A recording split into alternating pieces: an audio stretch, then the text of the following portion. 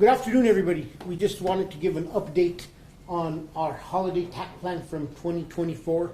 As you know, we met right before the Christmas season at Cottonwood Mall, and we talked about our emphasis on shoplifting and theft during the holiday season, especially at some of our shopping locations. And we're going to talk a little bit about shoplifting and our efforts to combat shoplifting, but just remember the big presence also assists us with reducing auto burglaries, reducing auto theft, and a lot of other crimes that are reduced by our presence.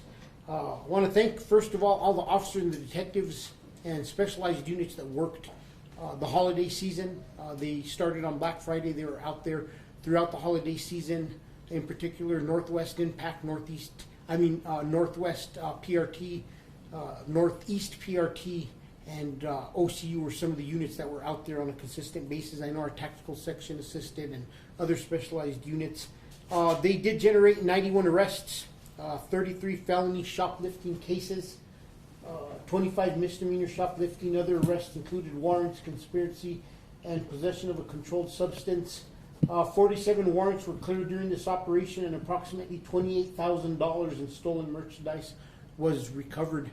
As you know, during this time frame, we also had two individuals who had committed two violent robberies on the west side, and we later, units that were working this operation, were able to apprehend these individuals in the Northeast after an officer-involved shooting. So $28,000 in stolen merchandise recovered, and two individuals were arrested multiple times during this operation. We want to highlight these two individuals, Michael Utzer and Joseph Higbin Botham. I probably butchered his name, but they were both arrested multiple times.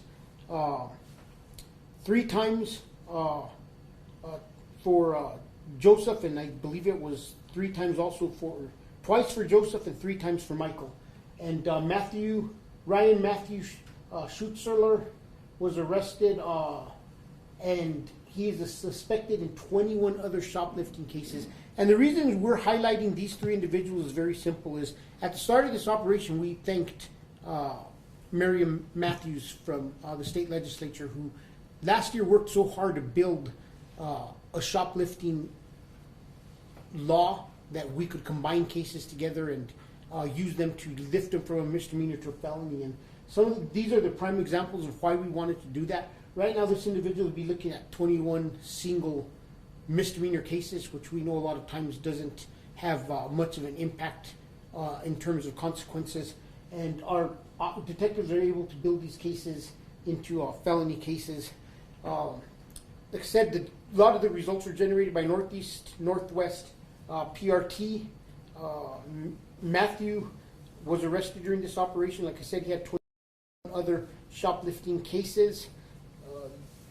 The proactive work of the detectives from PRT worked hand in hand with a lot of the businesses. When we started these operations a little bit over a year ago, we recall that in the uptown area, one of the things we talked about was the fact that the detectives were working with the businesses, and the businesses were actually alerting them that there were individuals inside the store. And because we had officers, we were able to quickly, in the area, we were able to quickly take a lot of these individuals into custody.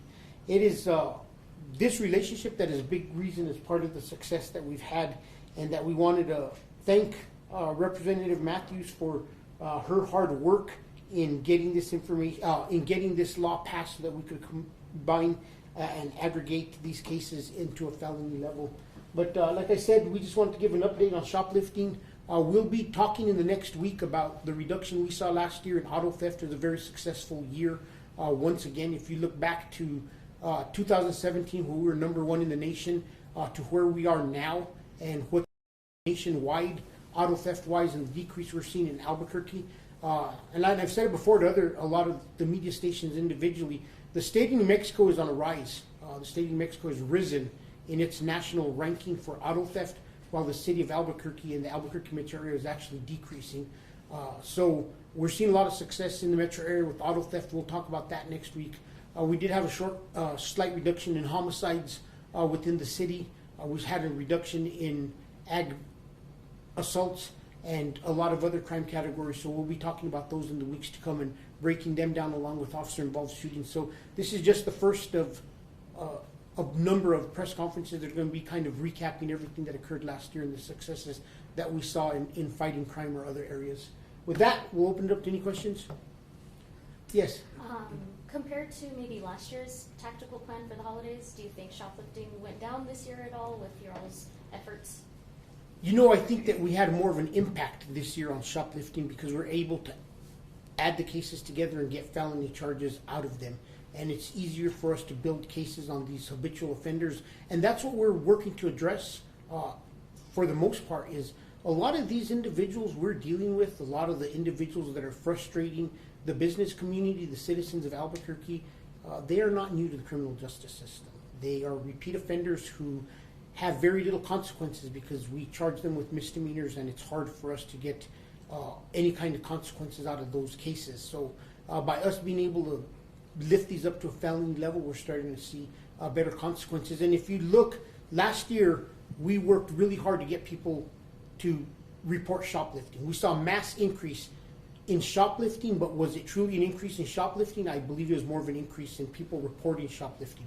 We made it as easy as possible, upload video, but we started working that system. We talked about how to build these cases, and first part of the year we also saw that increase, but as we were able to utilize this law and started charging the first of, I think it was like 40, somewhere near 47 people with this law where we could make it a felony instead of a bunch of misdemeanors, we started to see the decrease in the second half of the year on shoplifting. So I do think that compared to last year, we had more of an impact because we were able to charge felonies on a lot of these repeat offenders.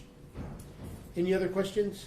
Are you all considering maybe expanding this effort year-round, seeing how... We actually do an extent of it year-round. Like we did this day in and day out during the holiday season, but it'll go back into our rotation. We talked about this last year. Like we did 1 week of shoplifting, then we'd mix it up and we'd do a week of felony warrants, and then we'd mix it up and do a week of operations on Central. So this will go back into the rotation where we're rotating through them. But all the time, we're still getting the cases over reported to us through the telephone report unit. We're filtering through them. We're looking at video. We're comparing offenders, and we're able to match them to multiple cases.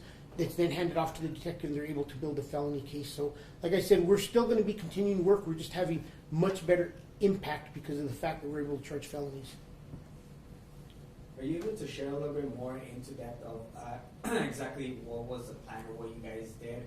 I know it was specifically for shoplifting during the holidays, but there were some businesses that were breaking into during the night, and some business owners were wanting to have more police presence during the night. Are you able to share more information? What was that plan? You know, this operation for the shoplifting was based during working hours in basically two primary areas, Uptown and Northwest area commands, two of our biggest shopping districts. And we had officers out there during the day looking for shoplifters. But we've also been very successful with some of the businesses, especially in the Old Town area where we did have problems mid-year. We worked close with the merchants from Old Town and some of the individuals that represent that area, and we're able to put more cameras in, more frequent patrol between APD and city security, and we have made some apprehensions. But I think somebody did a story this week, like once again the frustration is the revolving door and the lack of consequences for a lot of these individuals who we catch and we're not able to keep in custody, and we know that we're going to be picking them up again. But this department has been committed to arresting individuals as many times as they have to, as evident with one of these individuals who has 21 other shoplifting cases, and we'll continue to arrest them over and over again if we have to, and build the strongest cases possible where eventually they have no choice but to keep them in custody. And then just to clarify her question a little bit more, are you guys going to continue with this plan throughout the year, or? Yes. Jeff, on that one real Yes. quick. Just so you guys know, there's a version of this that goes on, I would say, year-round with the PRTs, where they work with the business owners as well as OCU. So I think it's safe to say that it's a version of it that happens. Yeah, it's year-round. They, like I said, they'll take up a week of it, and then they'll shift to something else and then go right back to it. We know that we can't leave it unchecked. And on a daily basis, they have developed relationships with those businesses, and those businesses, even though we may not be doing an operation, they still have the ability to reach out to officers. And if there's something occurring, that they will flag it. Or if we see an increase that we need to address, our Duke City meeting has been really good at identifying drivers of crime and us working to take those individuals into custody. Anything else? Well, thank you guys. Be safe. Take care. Thank you guys.